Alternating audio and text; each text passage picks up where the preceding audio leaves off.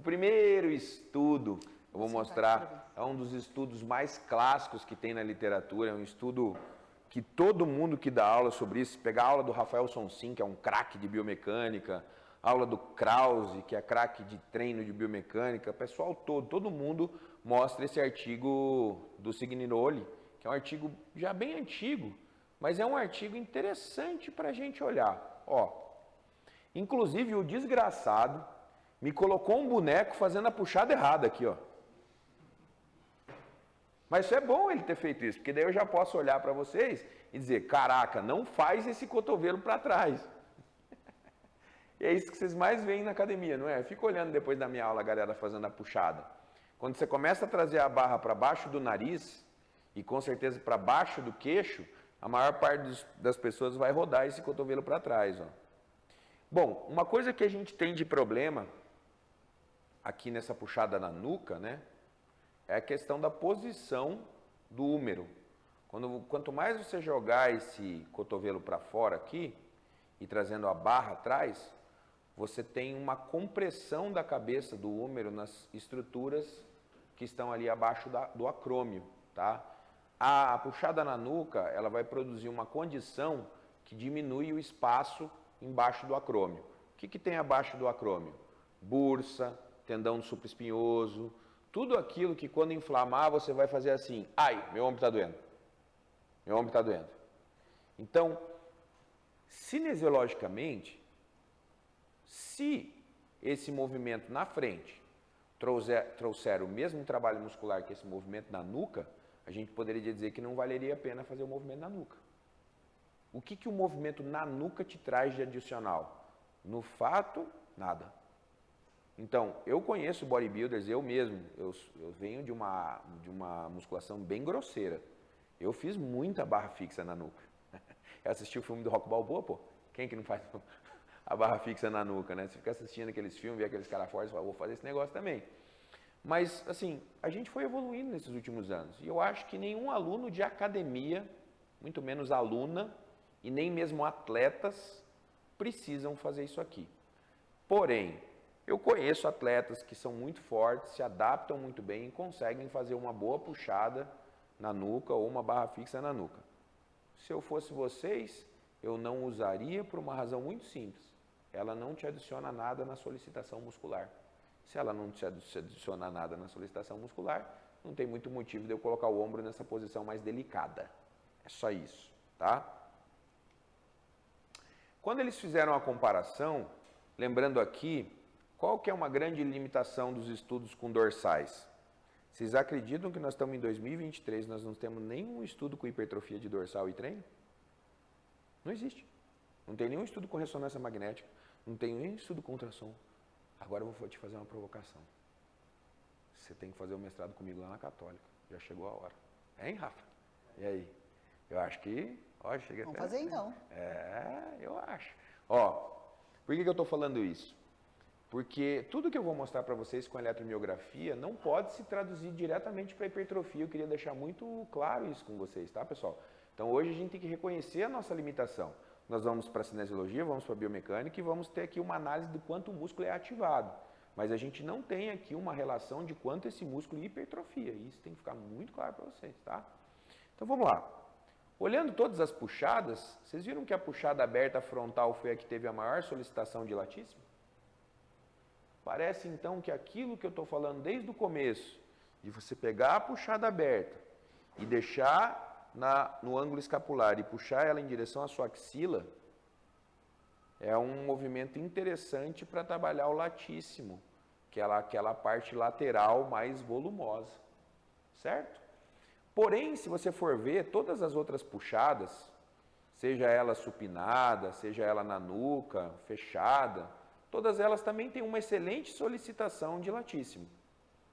Ou seja, no final das contas, todos esses exercícios aqui são excelentes para latíssimo. Tá? Eu diria que provavelmente se fosse pensar em hipertrofia, eu acredito que o resultado é bem parecido entre eles. Mas vale a pena ressaltar.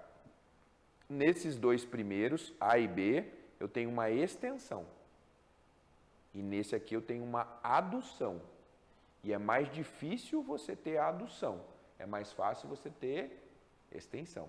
Remada unilateral é extensão, remada fechada é extensão, todas as remadas, com exceção das abertas, são extensões, certo? Então você tem muita puxada com extensão e muita remada com extensão e poucos exercícios nessa condição, tá?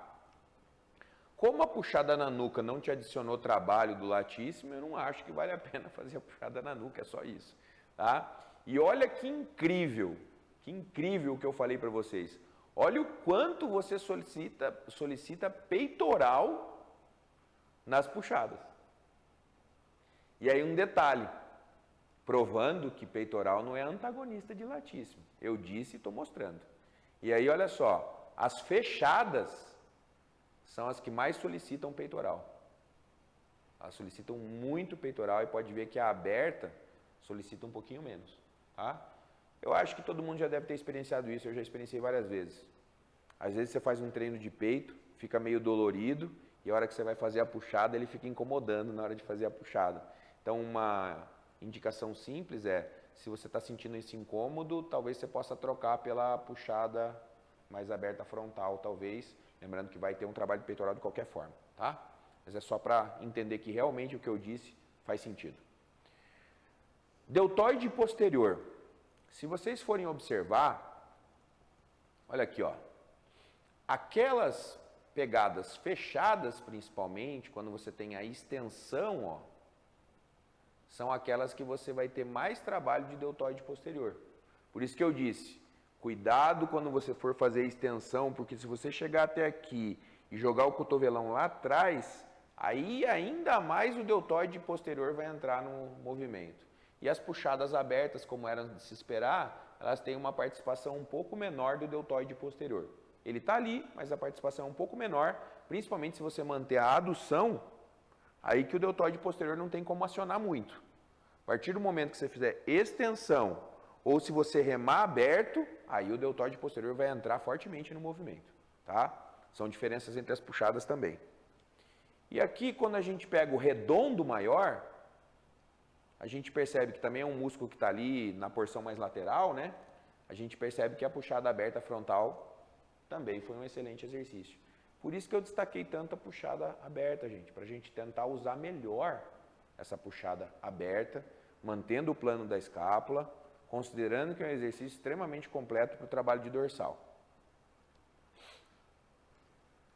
E aqui, eu não sei se vocês já escutaram isso, eu já escutei muita gente falando que barra fixa, por ser um exercício com peso livre, é melhor que a puxada na máquina. Alguém já escutou essa questão? Na verdade, sempre tem essa guerra do peso livre com a máquina, né? Como se máquina fosse inferior. Aqui os autores não vão fazer só uma análise eletromiográfica, mas também vão fazer uma análise cinemática, ou seja, eles vão filmar as articulações. Isso tudo é super legal, tá? Então eles colocam os pontos de filmagem da câmera 3D e eles conseguem detectar o quanto a articulação movimenta e os graus de liberdade dela durante os dois exercícios. É muito legal, tá?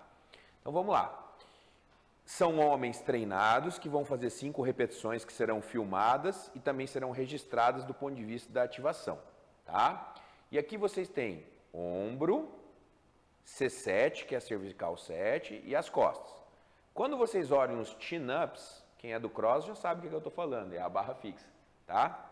E aqui a puxada frontal. Quando a gente olha para a articulação do ombro e para C7, a gente vê 12.7, 12.1 versus 10 e versus 8, ou seja, o que eu estou vendo? Quando eu me coloco na puxada na máquina, o próprio equipamento já limita os graus de liberdade do ombro e da cervical. Enquanto que quando eu estou na barra livre, na barra fixa, eu tenho maior grau de liberdade dessas duas articulações. Então, do ponto de vista cinemático, os dois exercícios são diferentes, apesar do movimento ser parecido, tá? O que a gente quer saber? Olha que tesão que os caras fizeram. O cara tá fazendo aqui, olha a diferença de posição da glenohumeral agora, ó. Todo mundo está conseguindo perceber que ele mantém o plano da escápula? Ó. Então aqui, ó, foi colocado os pontos para examinar por 3D o movimento articular, ó, tá vendo? Ó? Cervical, depois o deltoide, depois a porção inferior da coluna, tudo bonitinho, tá? Aqui a barra fixa e aqui a puxada na máquina. Pode ver aqui uma questão que eu chamo muita atenção.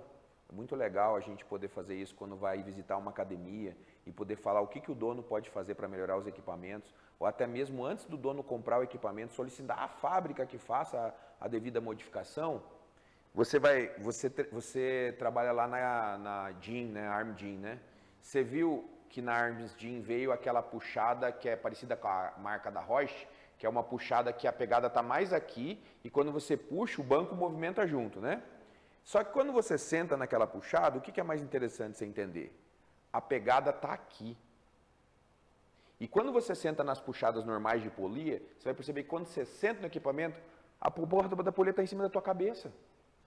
Se a polia ficou em cima da tua cabeça, igual a gente está aqui, ó, dando uma observada, é quase que inevitável, se a polia está muito em cima da tua cabeça, você projetar o tronco para trás.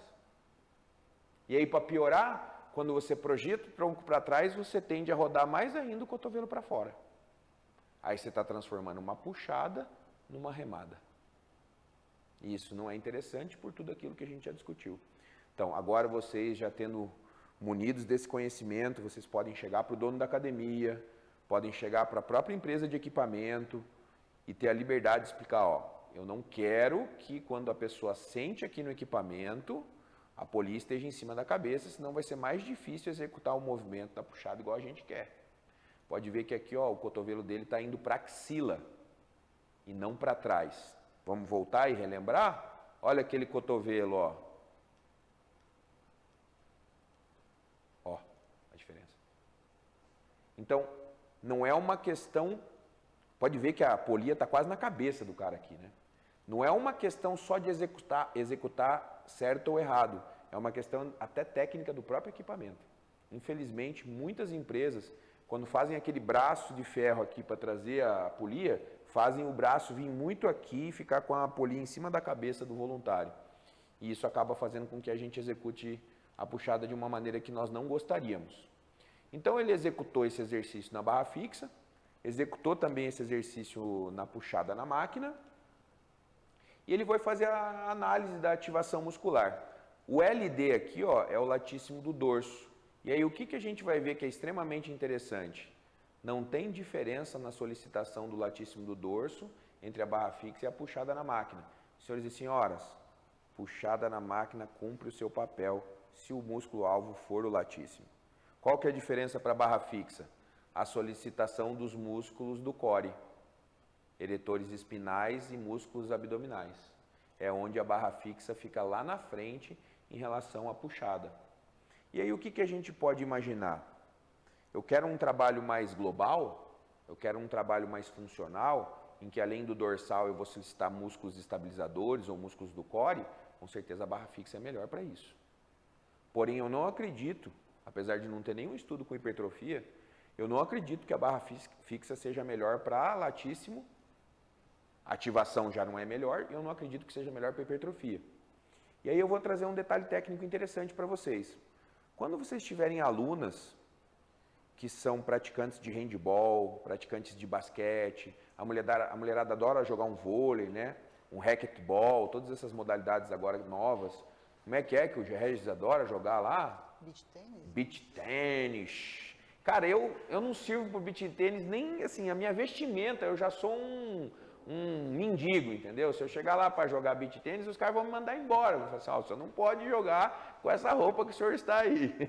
Mas enfim, o que nós vamos pensar? Se a gente tiver uma aluna de academia que faz esses esportes, vocês vão entender que ela usa muito core, não usa? Flexiona o tronco lateral, tronco para frente. Se for pensar num exercício que teria melhor transferência para ela para melhorar nessas atividades esportivas, a barra fixa transferiria melhor do que a puxada. Pô, isso eu posso dizer. Então lembra, não é dizer que um exercício é melhor que o outro, é entender para que aquele exercício faz. Vocês já devem ter visto as meninas do cross fazendo argola. Aquilo é uma loucura, elas são monstras. Então aquele tipo de exercício, olha que as meninas do cross, elas são um tanque aqui, ó, né? Pode não ter a cintura fina de uma bodybuilder, porque o esporte não proporciona isso, mas elas são um tanque de força. E se o objetivo for fazer força, se o objetivo for atividade esportiva, nós podemos entender que a barra fixa, por exemplo, seria mais interessante. E até poderíamos imaginar que a barra fixa oscilando o tronco, igual eles fazem, né? Seria também um exercício interessante para quando a mulher é atleta de outra modalidade esportiva. Se for fisiculturista, acredito que a puxada na máquina, e se for a barra fixa, estável, sem tronco oscilando para lá e para cá. E uma das formas de melhorar isso numa mulher, se ela não tiver força para fazer a barra fixa, é colocar o elástico nos pés. Vai lá no crossover, amarra o elástico em cima, coloca o elástico no pé dela, ela tem um pêndulo, né? Ou também a máquina que a gente normalmente usa, né? Coloca lá a menina para apoiar os joelhos na máquina e faz a simulação da barra fixa, né? Tá bom? E professor, pegando o gancho dessa pergunta, o Márcio perguntou se ele gostaria de saber se poderia ser colocado tanto no treino de peito quanto no treino de costas, este exercício. Ah, cara, eu acho que no público feminino, como você tem um treino de superior que entendemos que é mais global, a não ser que seja uma bodybuilder e tal, de uma categoria mais pesada, se for biquíni, se for wellness, se for uma praticante de musculação de academia, eu acredito até que você poderia colocar dorsal e peito junto. Você poderia fazer esse exercício de dorsal já entendendo que o peito vai ser solicitado e exercício anexo já fazer o próprio exercício de peitoral. Seria uma coisa interessante.